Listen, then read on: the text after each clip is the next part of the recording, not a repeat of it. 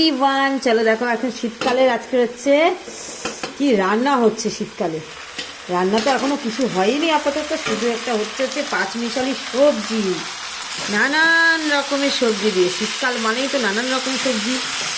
এর ভেতরে আছে হচ্ছে শালগম, ওলকপি নয় শালগম, শিম, বেগুন, মূলো, পেঁপে সব আছে। এটা দিয়ে একটা হচ্ছে পাঁচমিশালি সবজি হচ্ছে।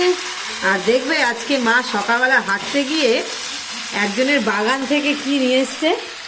তুই কি নিয়ে এসছে একজনের বাগান থেকে? একদম খাঁটি জিনিস নিয়ে এসছে, দেখবে। দেখো এত পাতা, কিন্তু কপিটা কোথায় দেখা যাচ্ছে না। দেখো এই একটা কপি, ও হো কি বড় কপিটা, দেখেছো?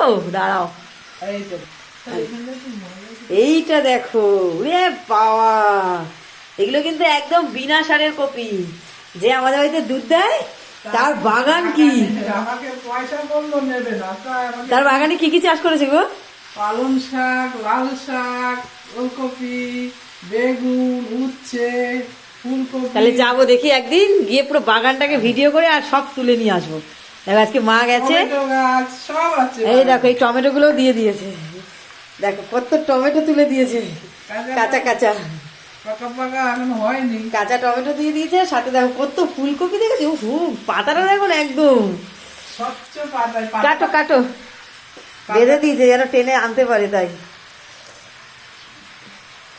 কত বড় ফুলকপিটা, মার মুখই ঢেকে গেছে। ফুলকপি ভাই আমাকে তুমি তাকিয়ে দেখো, বুঝেছো? এটা রান্না করলে যা টেস্ট হবে না, একদম বিনা সারের কপি, মানে শুধু জৈব সার দেওয়া রয়েছে, শুধু গরুর গোবরের সার। একটু কাদা লেগে গেছে, ওই কাটতে গিয়ে ভারের চোটে গোটা পড়ে যায়। এটা দেখে আমি বলছি কি তাহলে এটা ভালো না, আরেকটা আছে। আমি না, আমি এটাই নেবো, এটাই পাবো, এটাই ভালো, এত সুন্দর কপি। আর একদিন যাবো, চলো।